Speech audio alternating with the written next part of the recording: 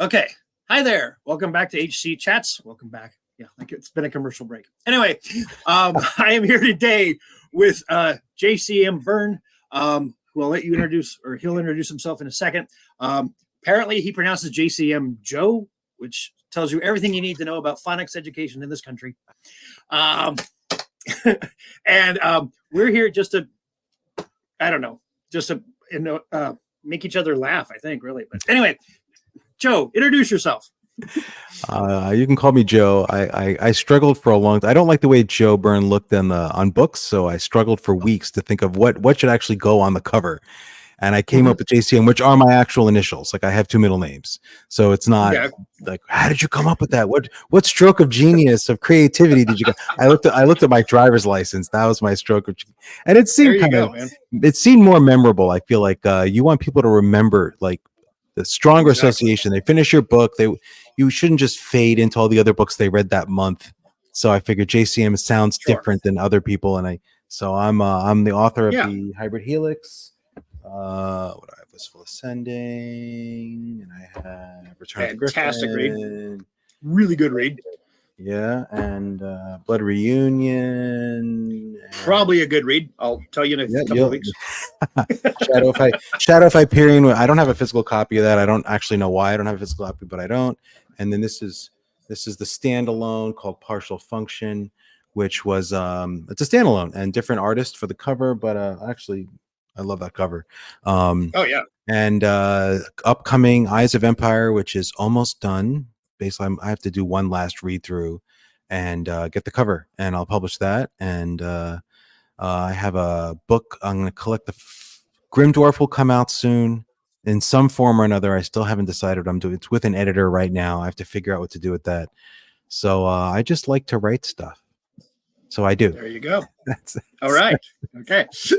And I feel really bad because I bailed on Grim Dwarf. I was reading too much short fiction, and I had to have something more long form, and I got behind, and then it was like, I got to read 10 more episodes. I don't know about that. So I'm looking forward to it in one volume because then I can actually work my way through it.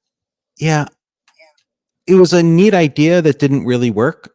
And that's fine, right? Like I'm not upset or angry at anyone for, but at some point I realized I have like 10 readers every week. And I'm like, this is too much work for too many people to justify for 10 downloads. But it was a neat, I don't know. I'll say it was a neat idea, and it wasn't quite what it needed to be. I mean, I think if there's a Brandon Sanderson chapter in every issue, would have moved more copies, but I called them, and some of the contributors you had, there was some really good stuff alongside you. All recruited through Twitter. Through Twitter. Mostly John Pasadanti is a personal is a. I've never actually met him, but he's been a friend of mine through Discord, through writing servers for a long time. So he's a published author. He's one of my best beta readers. He's a phenomenal beta reader, and he contributed Keesley the Rebel. I don't know if I'm pronouncing that right, but that was like a 10-part series. But he's a phenomenal beta reader. He made Blood Reunion much better. I specifically remember that. Yeah. I have very specific needs for a beta reader. When I have a good beta reader and they tell me something, for the good ones, I immediately know that they're exactly right, and I immediately know how to fix it. Like immediately. Like I'll read the oh, in this scene, this doesn't quite match. I'm like, okay, I know exactly what the problem is. I know exactly what I missed in my head, and I can fix it in 3 sentences. And he came up with so many of those. Blood Reunion and Shadow of Hyperion, honestly, and Eyes of Empire. He came some good stuff for there.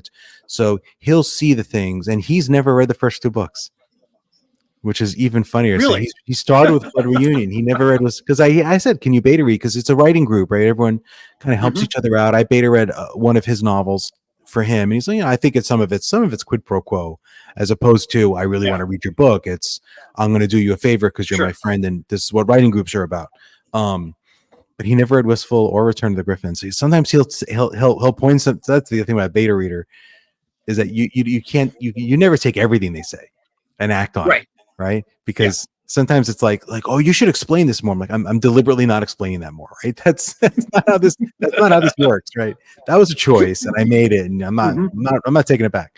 But he every once in a while he'll come up with some stuff, and I'm like, oh, you didn't read the first 2 books. That's why you're asking this particular question. I'm not going to address that because I always assume my readers have read them in order, or whatever. And if they forget, I put out these videos where I'm like explaining everything in the first book. I put it on YouTube. So if we want a little refresher, you can watch my little video. So that's cool. But I had a lot of good contributors. I don't want to start naming people because then someone's going to get annoyed that I missed them. Right. But some good stories. And maybe weekly was too often. I don't know what exactly. I don't know. I like the idea of doing it weekly, but then there's an audience that expects more than weekly, right? If you look at like the Royal Road audience, they're looking for 5 chapters a week, and I wasn't meeting their needs either, So I was like, I don't really know. Yeah, I don't know. I might try it again, and I might not. I have no idea. Right now, I really wanted to get back to Hybrid Helix because that's my thing. I don't want to not do that so I can do these other things, and then because I want to. That's the whole point, is to write a long series that connects. And if I write a book a year, I'm not going to live to finish it. So true. So do you have a number in mind? I don't. I jokingly say 25, but I partially stole that from Jim Butcher, who has said that the Dresden Files is supposed to be. I think I don't know if he's stuck to 25 or if he's saying is he still saying like 22 and the trilogy, or is he saying there has to be one or two more? I think 22 in the trilogy was the last I heard. Yeah.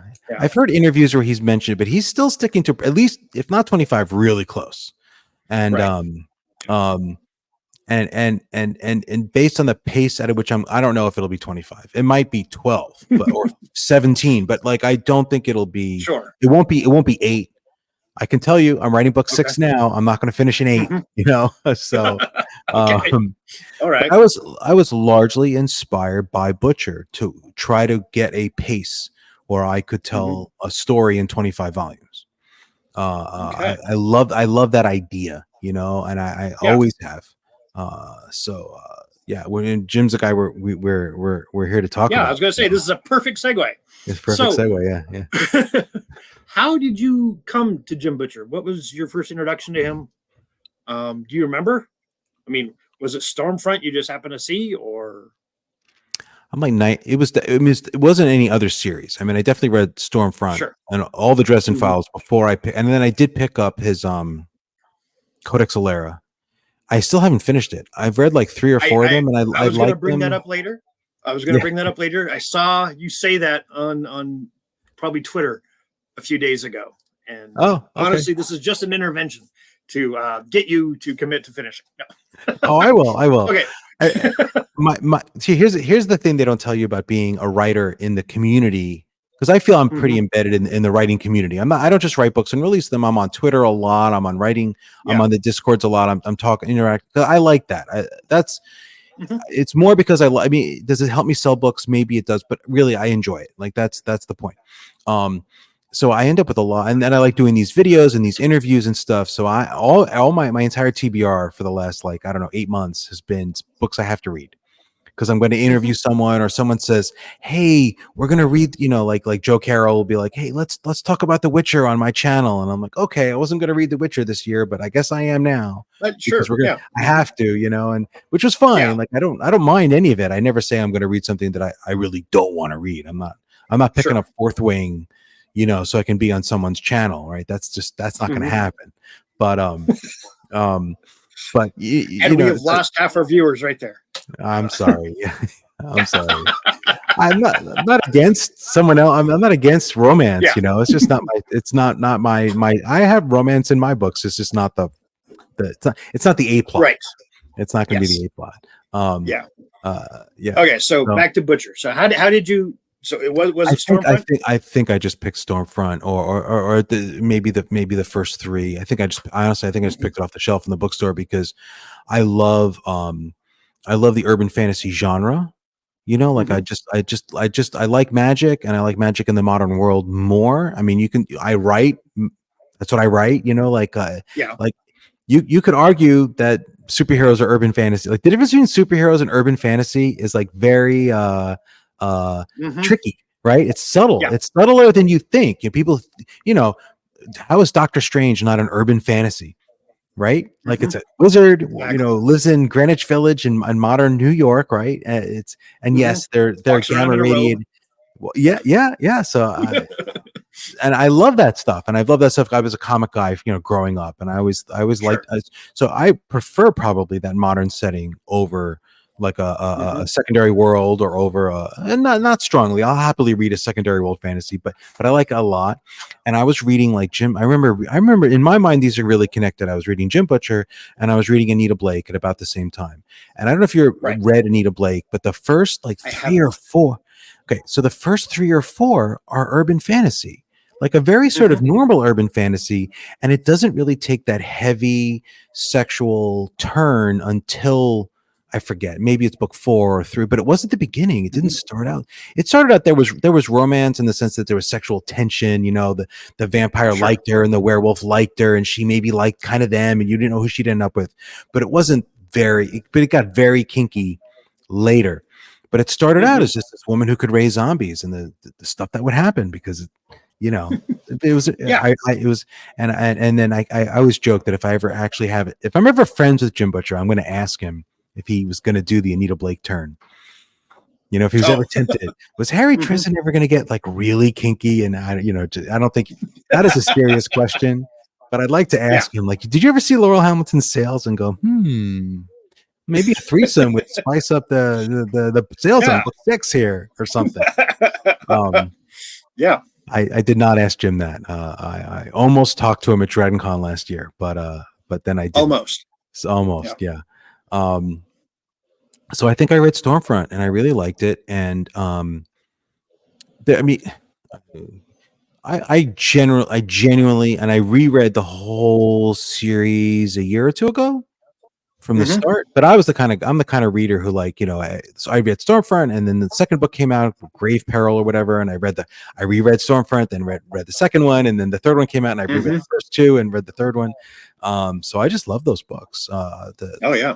Harry Dresden's a great character. I think the writing is excellent. I like the structure a lot. I like the series of standalones, but there's enough. I really love a series where things develop and change over time.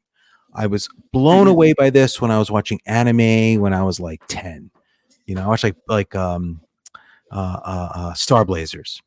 I don't know if you remember Star Blazers. It's gone by different names. Starship Yamato is one of the first Japanese cartoons that was like on like television in where I lived. And it wasn't just the same characters every week doing the same thing. It was like, there's a ship, it has to save the Earth, it has to get from Earth to this destination. So every week it's like, this is day 72 and we're 100 light years away from, I don't remember the numbers, but you know what I mean? And you come back the next week and it's like, it's day 75 and we're 97 light years from where we're going, and there was progress, like they were getting somewhere. And I loved that. I thought it was like, and compared to other stuff, I was like, that's amazing. These developing storylines, I loved it. And there are reasons not to do it, like commercial ones, right? But so I always thought that was great. Like, but then you look at like, a lot of the other stuff was they sort of did that, but they, like, I don't know, John Carter of Mars, like a lot of it was meant to be the status quo was maintained from book to book, right? And again, why it makes it easier to write, but then I realized that Dresden wasn't doing that. Butcher wasn't doing that with Dresden. There's definitely like change, like things are revealed, things that are secrets early on are unfolded. I'm like, oh, this is good. This is good. I liked it.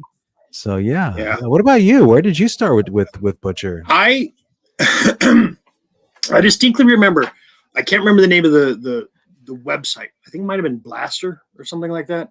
It was a sci-fi news website that I would check in on fairly regularly, and they had a story about the TV show being picked up, and I think maybe Blackthorn was cast.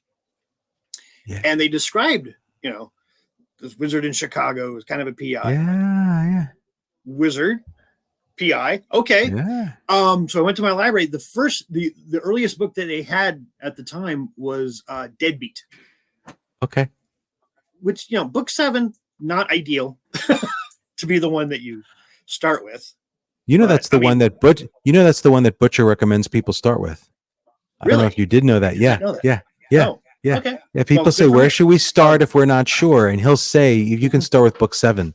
He will. I've seen his interviews, and I was curious because obviously I read them all, but long before 7 came out. Oh, good for you.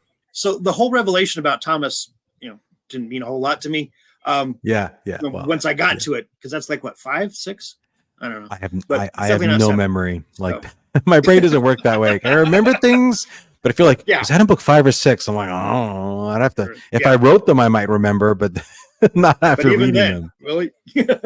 Even then. So, but then I just absolutely loved it. And then a few months later, went through some personal stuff, and I just needed a place to escape to. And, hey, Storm. So I went there from Stormfront, and I think by that time he was at like book 9. So I was able to just and I almost never marathon a series. I need breaks because then I get burned out or something. But this one I did, or at least as close as I could get to, getting my hands on it. Nice. So was this like one of your first urban fantasies, or had you read a lot of the other ones that were around? No, this was first in print. Buffy. But no, I think it really was. And then I read a decent amount now because of Dresden. But you were already into the idea, so I've read when I've had a chance, like when I have had to read, like I read a lot of mysteries and like thrillers stuff when I was much younger, when I didn't have any money. There was many fewer science fiction things available, and I had all summer to read, and I had a library. And so did I read a bunch of like James Bond and stuff, and like Jack Reacher, and I read a lot of that stuff because it was there. But if you give me a choice between like Reacher and Dresden, I like Reacher a lot, but I'm gonna go for the guy with the spells over the guy with the big fists, I guess, or that's just my loose preference. So I was reading all those lines. Did you read any Robert B. Parker? Yeah, I read a lot of Robert B. Parker. Okay, a lot. So do you see his influence on Dresden? I see that. Yeah, but it's a lot of the noir. I see. Well, I think it's it's him, and then I don't know. I don't remember Butcher mentioning Parker. I remember I've listened to a few interviews with him, and he's definitely mentioned Buffy. He's definitely mentioned like B5, Babylon 5, and other stuff. I don't remember him mentioning Parker. He might have, and I just might have forgotten. But I almost see it as like caught one reference somewhere, but to me, it feels like it. I think Butcher's pretty close to my age, and I think he has a similar. I feel like he's got a similar like background in terms of the kinds of stuff we both read. I'm sure it's not exactly the same, but I think it's a lot of similarities because there was less stuff when we were young. You know what I mean? Yes. Right? Yeah. Like you didn't have as many choices as now. Now you really can specialize much more easily. If you want to read just romantasy, you really can, and you can read one a day, and you can, right? Fine. Yeah. I couldn't when I was 25, right? That didn't exist. No. But Robert B. Parker. But I see it as all part of the same continuum. Like it's Robert B. Parker, but it's also. But I mean, it's just. I see it as just as much influenced by like any of the detective stuff. Like I'm having a hard time remembering it now. Who's the the guy who wrote a lot of the noir. Maltese Falcon. Hammond. Raymond Chandler. Not Spencer. Oh shoot, I'm gonna forget that guy's name too. Wrote a lot of like two-fisted, but there's a little less. Spillane, maybe Mickey Spillane. I read a lot of Mickey Spillane. Yeah, probably wasted time some of that, but whatever. But I see it all as a continuum. P.I. Garrett was I'm a huge fan of Glenn Cook's P.I. Garrett series, which I don't think people talk about Black Company a lot. I think because of Malazan, because it's clear influence there, but there is no Malazan to P.I. Garrett. actually, right? Like there is no the direct descendant of the P.I. Garrett stuff. That's what I should have written. If I could do this all over again, I'd be writing I'd be the Steven Erickson of P.I. Garrett. The first fantasy novel I wrote that I thought was worth publishing. I was wrong, but I thought it was worth publishing. Was a guy in a city, like in a fantasy city, but he was a dwarf and he was basically like a bouncer for the mob and getting involved in like that kind of stuff, which wasn't popular at the time. But that's the P.I. Garrett. That's the P.I. Garrett lineage, you know. And I sadly that I didn't finish that series or continue it because I couldn't sell it. And this was pre self pub days. Otherwise, that book would be out there. I'm pretty sure. You know, if it had been 2009 instead of 1999 when I wrote that book, it'd probably be on Amazon right now, and I'd be very okay. Yeah. Any chance of you dusting that off, spiffing it up, and throwing it out there, or you got enough on your plate?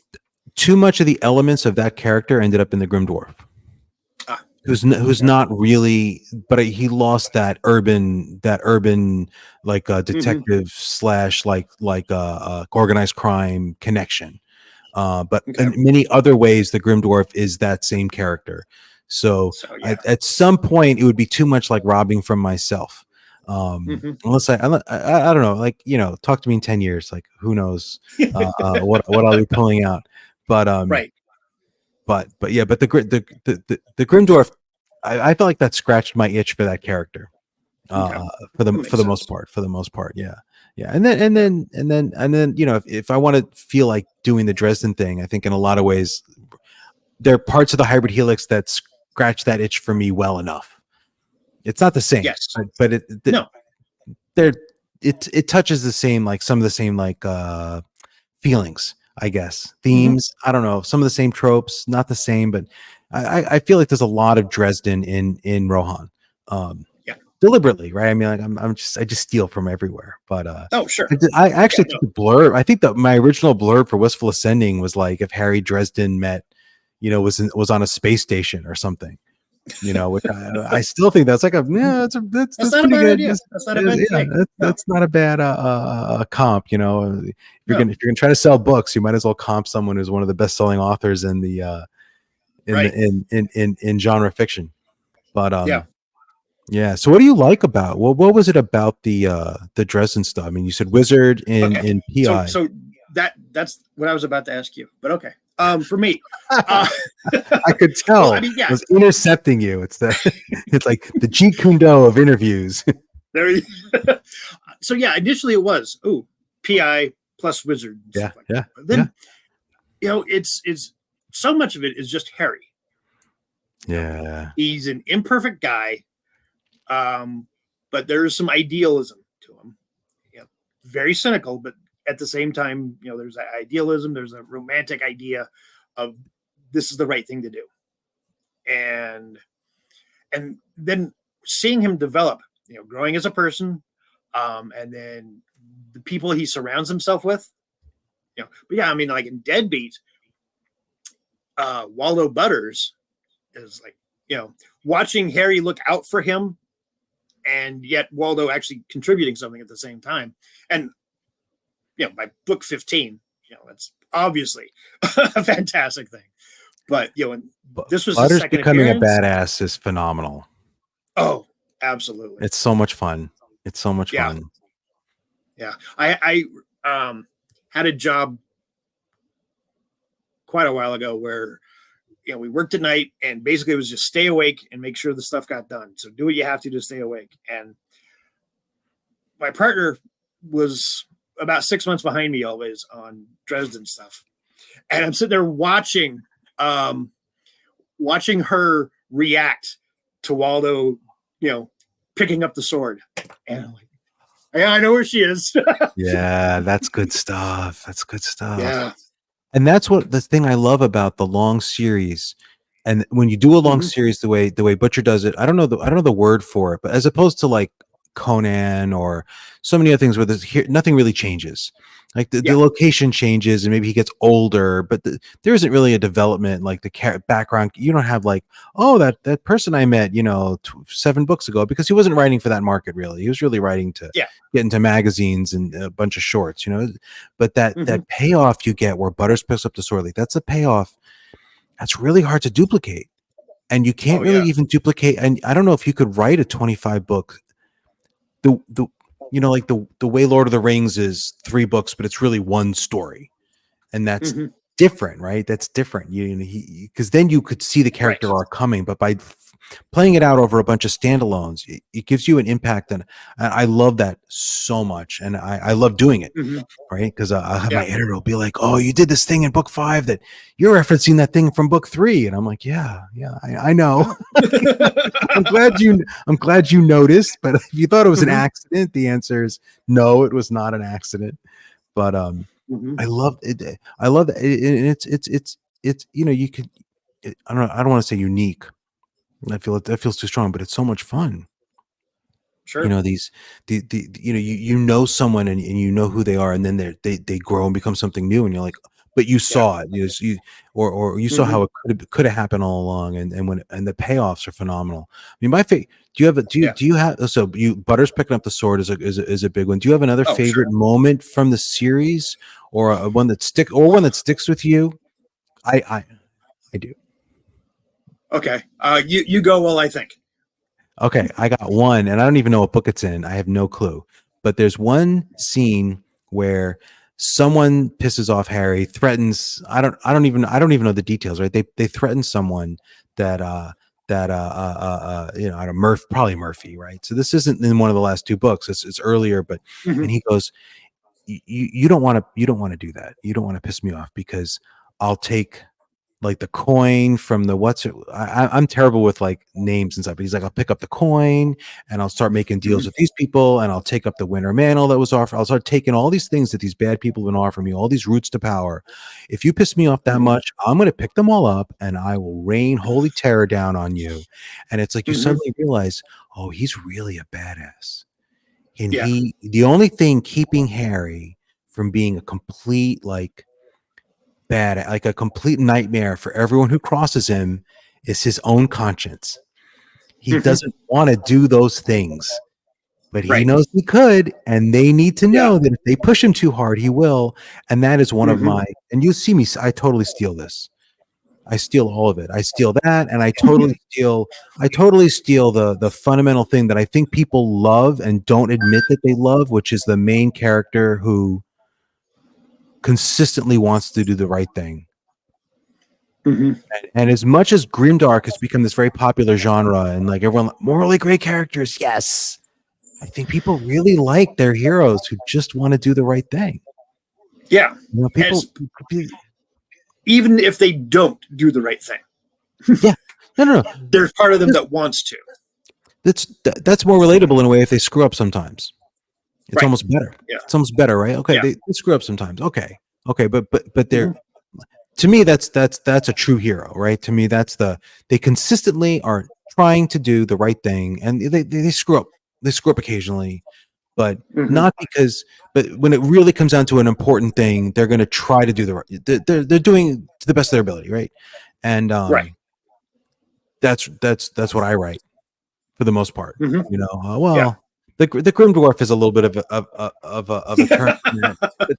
That was meant to be like a little bit of a break, but even he's a pretty good guy for the most part. He's just a little less conventional morality. But with Rohan, and people love it. People are like, oh, this is so amazing. It's a guy who's really trying to do the right thing, and I'm like, this isn't that weird. Like, have you read comic books? I don't know. Right? Yeah. But I think George R. R. Martin got everyone very excited about people who are not necessarily trying to do the right thing, right? Or maybe it's not their priority, it's not their only priority, or it's not their top priority.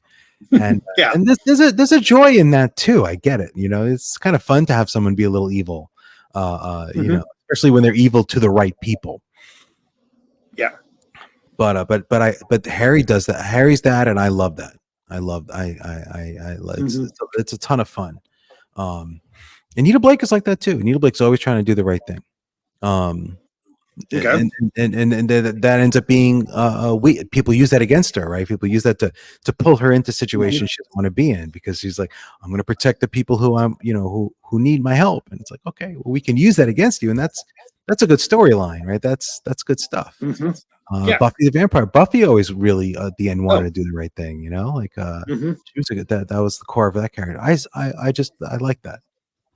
Yeah, I like that. Yeah, but that Harry describing how he could become just everyone's worst nightmare. I love that so much, because it was stuff that he'd been built up for many books. It was like, remember that thing? I could pick up that coin, and I could make that deal that was offered to me 2 books ago. He didn't say 2 books ago, obviously, because in the book he's not thinking. Breaking the fourth wall. Yes. Yeah, and then I could do this, and then you would have no chance. And then other guys, and I don't even remember who he was talking to, but I remember feeling like, oh, this is good. This is good. Yeah. This is the culmination of a lot of stuff coming together. And I love the competent hero being scary. I love it. Yeah. I love it when you're like, oh boy, this guy is I really can't mess with this dude. That to me, that's the fun, right? It's like a guy who's trying to do the right thing but ultimately can't get it done. Like, I don't need that. I live in no, I'm a 53-year-old man, right? If I want that, I can go to a mirror. I have mirrors, right? Like, I can't fix things. Right? I don't need to read about that. I don't want to read about it. There are people who I know who like reading books about, like, someone who's trying to do the right thing and just learns to survive through realizing that they can't. Like, that's a perfectly valid thematic thing. Sure. It's not, I have no interest in that. Right. Like, if someone else wants to read that, people who just survive, in the face of adversity. Great. You want to read that kind of story? That's phenomenal. It's not me. It's not what I want to read or write or anything. I want someone who's going to kick some butt. I think that's why I like detective stories, right? Because in detective story, the detective can usually like arrest and put in prison the bad guy.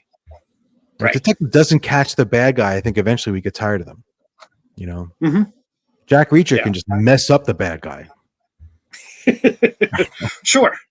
But and occasionally the bad guy will slip away, but there's at least someone gets got. Some of his henchmen or something, and there's like the promise of future reckoning. Yes. There'd be Nicodemus, but also, and he, all Cinder Spires, Codex Alera, the Spider-Man novel, and as well as Dresden. There's something about Butcher's voice, and it comes out really heavily in Harry's first person, but it can come out in the third person stuff as well. There's just something about his voice that I almost don't care what he's writing. There's something about the authorial voice, and I that is something that I think, at least in part, possibly subconsciously, comes out in Hybrid Helix, and even a little bit in Partial Function. Thank you. So I have a I don't know, I don't think anyone else uses this term, but I have a way of looking at writing, and I call it sparkle.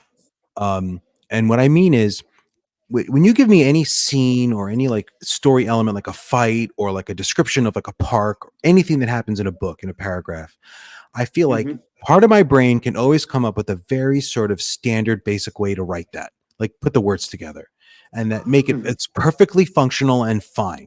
And you'd be like, this is fine. I understand what the park looks like.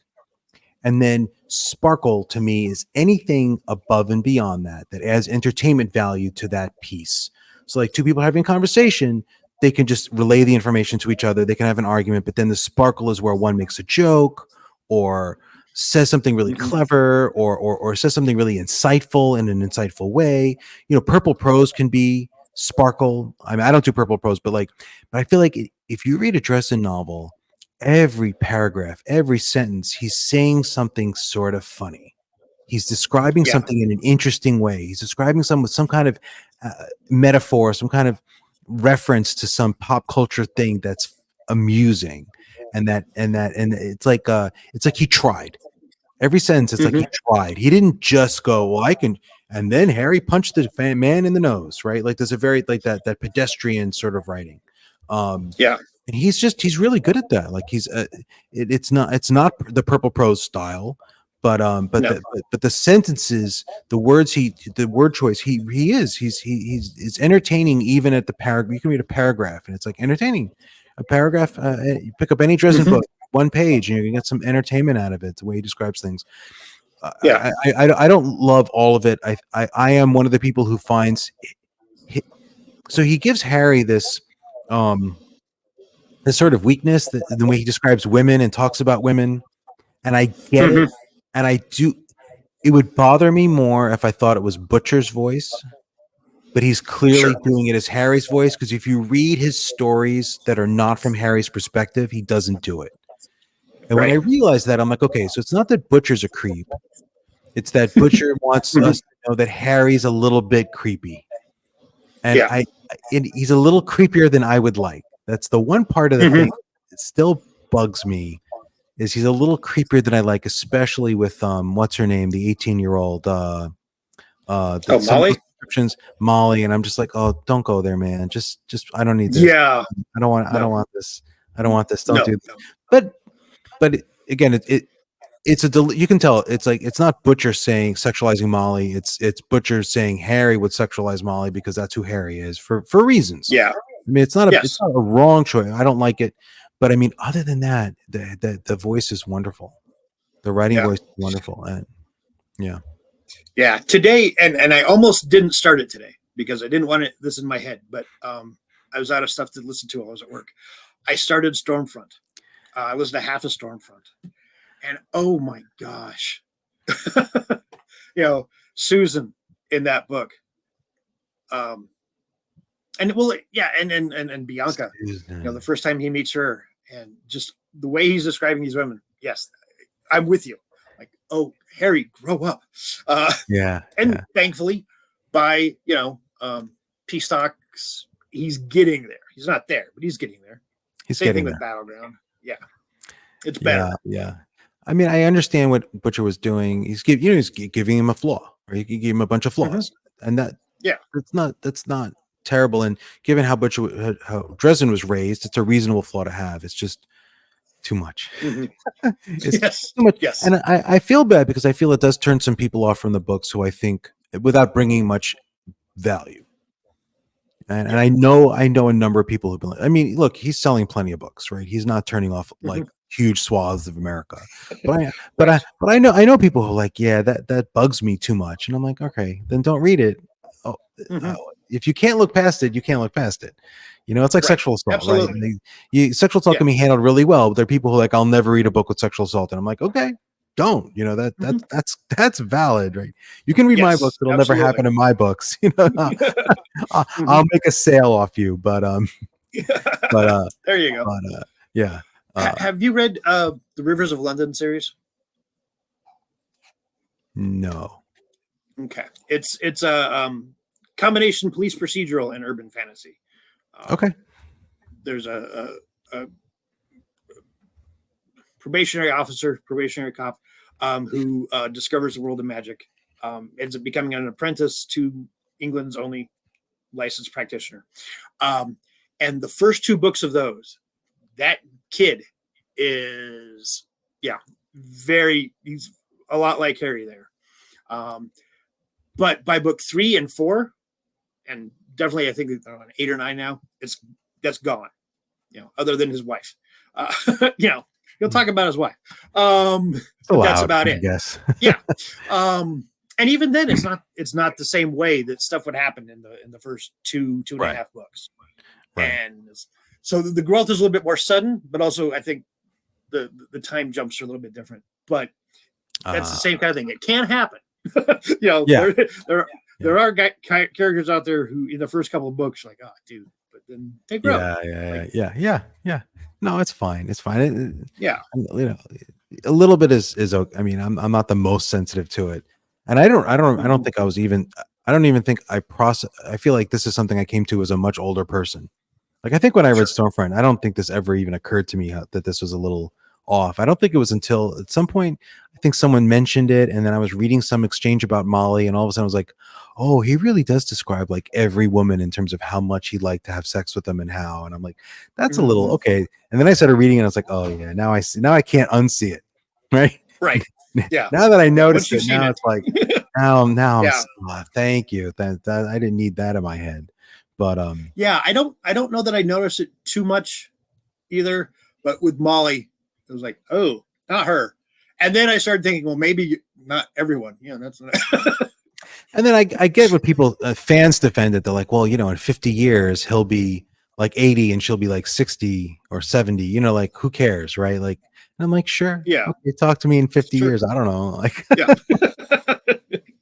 talk to me then. Yeah. There's also the she's his wants to be his apprentice thing. There's that power dynamic that bugs me. But then again, I'm also like, you know, again, people are going to live for hundreds of years. I guess morality would be different. I don't know. I can't hate on it, but or I'm not. I still recommend the series to everybody. I said, read Harry Dresden. You know, you can start with book 7 because the other thing everyone hates about the Dresden Files is the fans are always like, yeah, they keep getting better. So the first 3 are rough, but after that it gets good. And people like, people hate hearing that. And don't tell me to read 3 books I don't like, so I can maybe get good and enjoy it.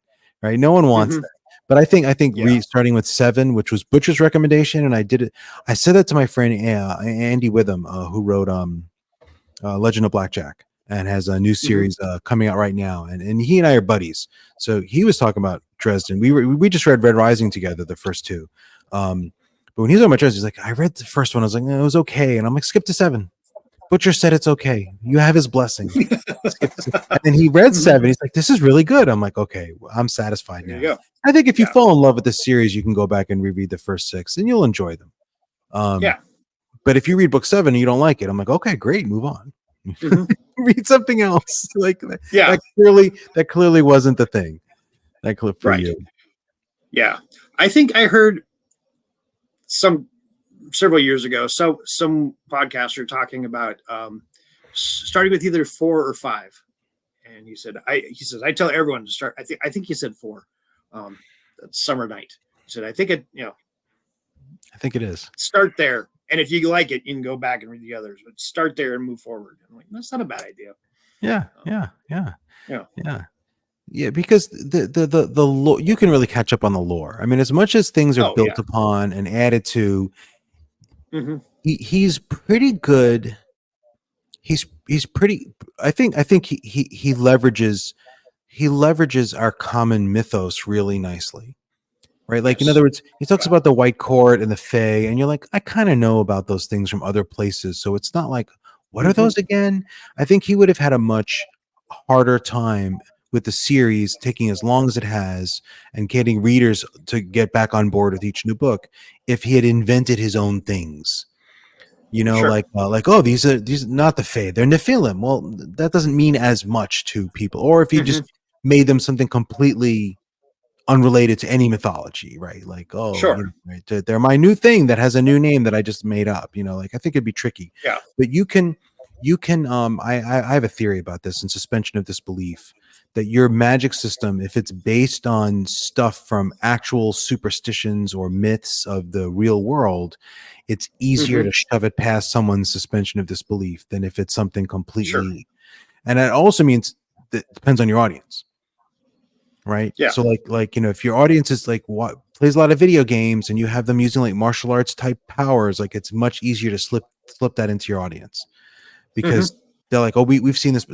It's almost like I believe, not that you don't believe it, but it doesn't pull you out of the story. Right. Because you're like used to people who can swing giant swords. That doesn't seem weird. Whereas to people 40 years ago, that might have seemed really weird. That sword is how long? How does he lift that? Like, that doesn't make sense.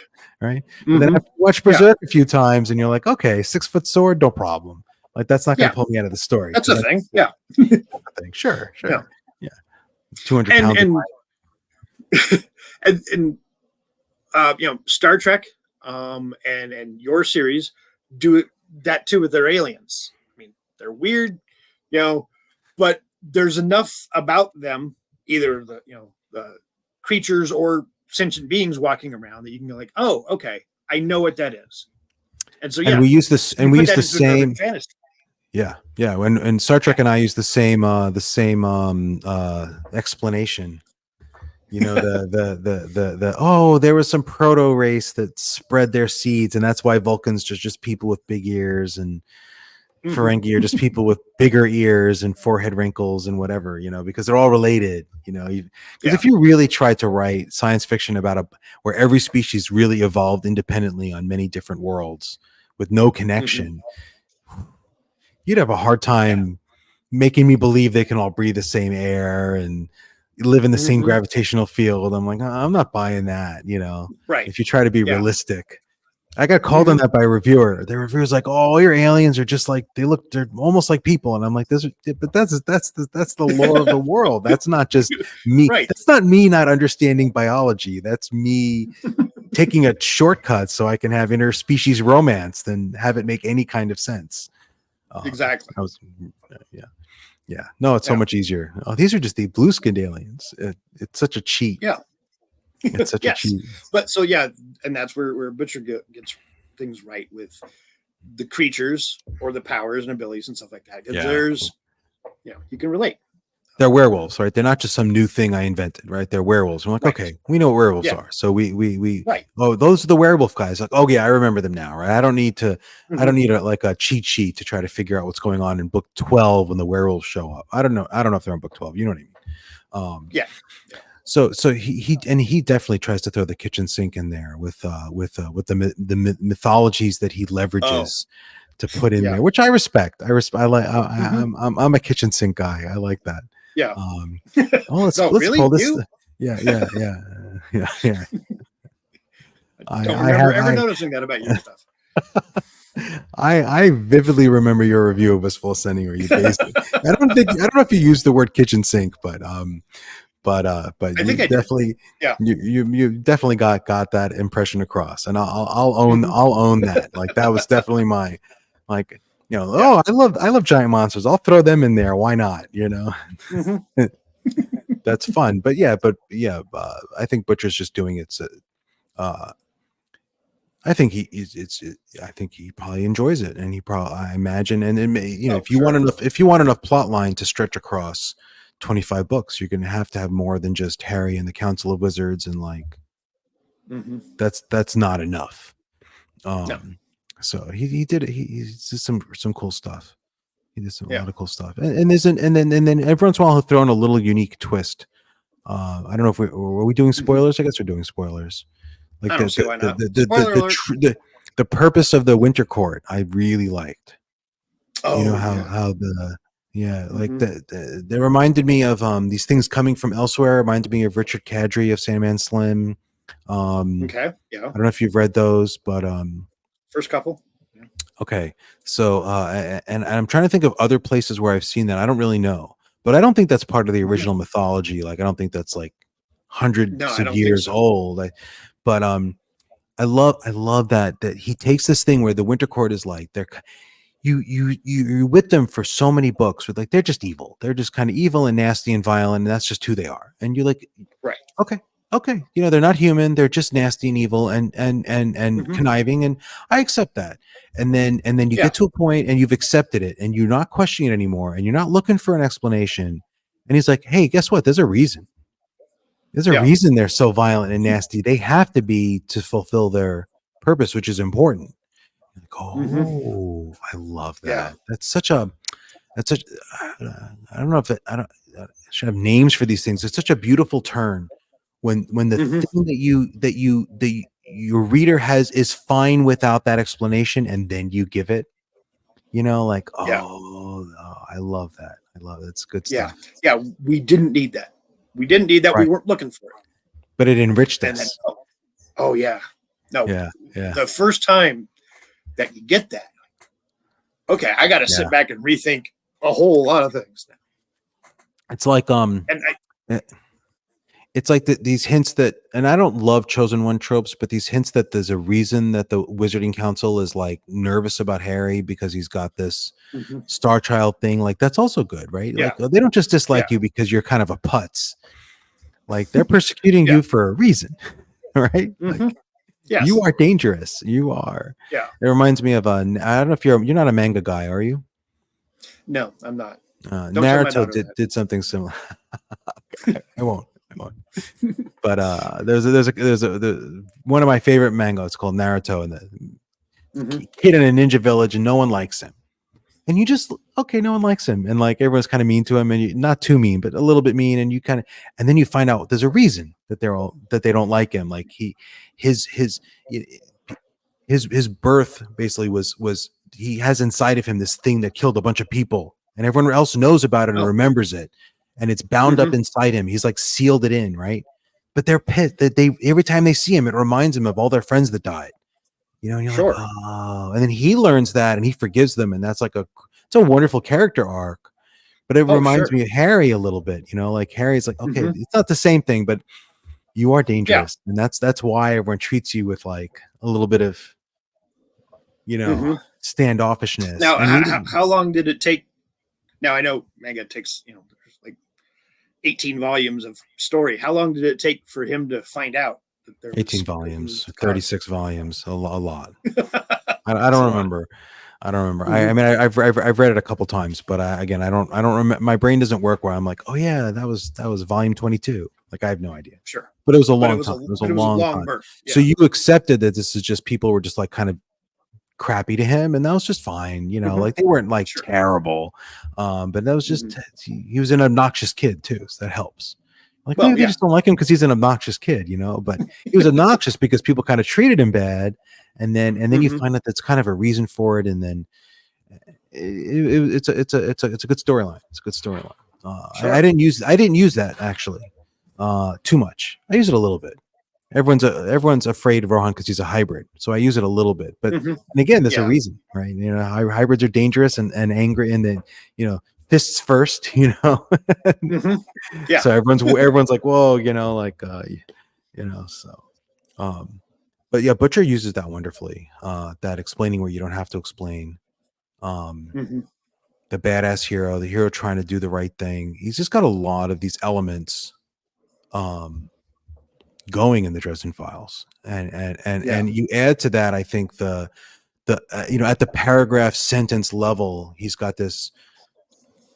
He's got a very characteristic voice. A lot of humor.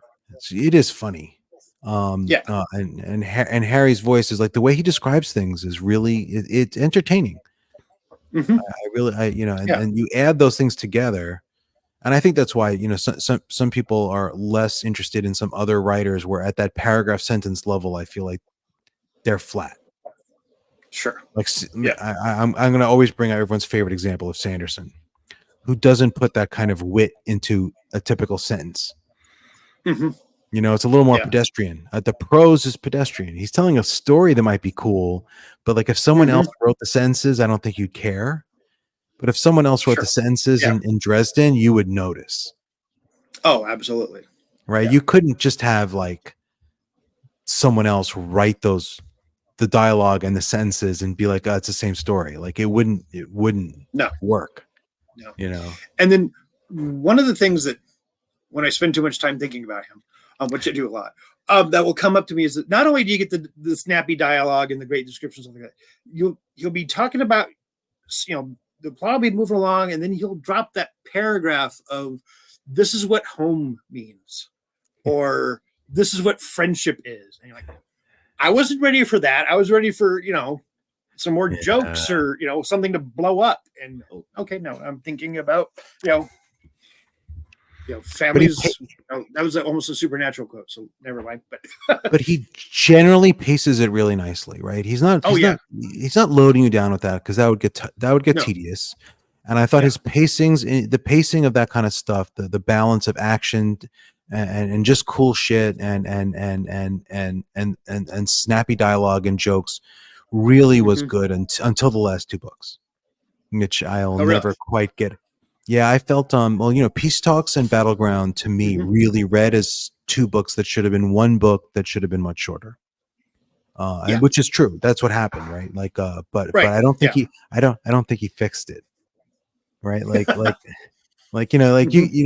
is what happened, right? Peace Talks was supposed to be the first half of the book and Battleground was supposed to be the second half of the book, and if you read them like that, and I read them together, it's much better, but it's still, I'm like, these shouldn't have been 2 books. Like or it should have been released as like a duology within the Dresden Files, which I would have been fine with. Personally, I would have been fine with that. But I felt like Peace Talks didn't really end, and Battleground just was too repetitive.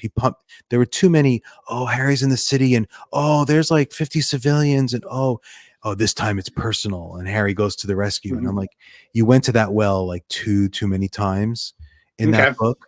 And I'm like, I didn't need this. This was too much. The big events in Battlegrounds I thought were fine, and I thought the end was really good. And the big events were fine, but the first half, he padded it out to make a whole book out of it when it should have been, the second half of book that was too long, right? And I'm like, no, I shouldn't have done that. I hear that.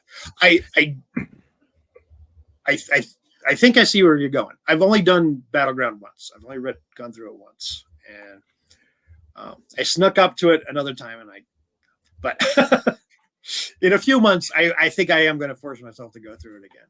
But it's not bad. Don't get me wrong. No. Just the pacing's off. Like there isn't enough payoff for those 2 books as standalones. Yeah. If you read them as one long book, it's better, but then it's a little too repetitive. But again, as a writer, I can sort of like, you got a contract and you got a publisher, and they want it to be this page length, and I can see. I can see how this happens, and I don't really blame them for it. I'm not gonna stop reading. I'm reading the next book when it comes out. I'm not saying no. I'm not gonna. If I meet Jim Butcher at the Dragon Con in the bathroom or something, I'm not gonna be like, hey man, you messed up those last 2. Well, have you read The Law? The novella that happens post Battleground? I don't think I did. Oh. I read the shorts. I read the book of short stories. There was a book of shorts that collected Side like all jobs and briefcases. Yeah, I read those. I think I read those for a channel. I think for Joe Carroll, we were discussing those, and I read those. And I don't generally like shorts, short stories, but I actually like those. And reading those 2 books is kind of what made me feel better about the thing we were talking about earlier about the way he describes women, because when he writes short stories from a different perspective, he doesn't do it. Like it's making again very clear this is a Harry thing, not a Jim Butcher thing. But I didn't read The Law. Should I read The Law? I guess I should. Yeah. Okay. If nothing else, it gives you an idea of what Chicago is like post Battleground. I like that. I like also the fact that like you start off with this very you get this very strong sense that this is almost could be our world, because all the supernatural stuff is like under the covers and like to the side, kind of like Buffy. Buffy does a very similar thing, right? It's like the world building in Buffy is like, this is our world, and it could look just like our world, right? In every other way. And now you're really getting this, and it feels like that's just the setting, right? And then you get to like book 15, 16, 14, you're like, oh, he's not sticking to that. He's not promising that that's going to stay that way. Like things more and more like the stuff's creeping together. With what's his name? I'm terrible with names, but the Marcone, the mobster, right? When he starts to like get involved with this stuff and like really get involved, and I'm like, oh, the world is changing in a way that it's not going to look like our Chicago anymore, or not. Generally, once the Wizarding Council is pulling meteors down on the red court, people are going to start to notice. It's hard to hide all that. Right. But that's another good thing, right? Because we're, as fantasy fans, as genre fans, we're so used to, we buy that this is our world, and most people have no idea, but these vampires are running around. Like that's so old. Like Anne Rice was doing that, right? Before that. Yeah. And then to subvert it and say, I'm not telling that story anymore. You got used to that, but I'm going to twist it. Right. Like that's a nice move, right? Yeah. That's a sweet payoff, that's good stuff. That's good stuff. You see that in superhero stuff too, like in the Avengers movie where like, aliens are invading Manhattan. Like we're not in a world that doesn't know about this stuff anymore. Yeah. They don't necessarily follow through on all the ramifications, but a little bit. Well, no, but sure. What's a superhero movie without plot holes, right? Exactly. Yeah, Well, so. sir, we are coming up on an hour here, so Oh, I am going to okay. let you go because it's late where you are. So, That's true. thank you for Thank your you. time. Thank you. Tell the people any idea when they can look for Eyes of Empire, Eyes of the Empire. Eyes of Empire should be out. Oh, I'm hoping in August or in August. September. I'm an indie author, so I get my covers when they come, when my artist gets to it, and if he, because Mhm. there's a problem. I have a very popular artist, so he'll tell me things like, "Oh yeah, I had to redraw some things for the new." He's still working on Dune stuff. I don't know why he's still working on Dune stuff, but so I'm like, okay, well, you should do that. Yeah. You should put me on because that's the right thing to do. I hate to say it, but Yeah. so so I have the text, when I get the cover, I can start doing the promotional stuff, but I don't know when that's going to be, so I can't promise anyone anything. Okay. But hopefully, I'm hoping somewhere in August, maybe September, and then I'm hoping to get book 6 out much quicker because I'm going to probably go with a different cover artist so I can, because my primary guy, well, he can't do 2 covers for me a year. Oh, He sure. doesn't have time in his schedule, and I really want to release 2 Mhm. books a year because I'm gonna, I almost died on a mountain today, on a hill today, just climbing a hill. I almost died. So if I don't start writing these books faster, who knows if I can? And I want to tell how the story ends. I have an end for the Hybrid Helix in mind. I really want to get there because I think it'll be satisfying for me. Maybe other people Mhm. too. I don't care, but for me. So Right. I got to release them faster. Okay. So I think I'm gonna try to find another artist to do like every other book or something, which I'm sure Cool. someone will be annoyed about, but I don't know how else to Yeah. do this. I got to do it.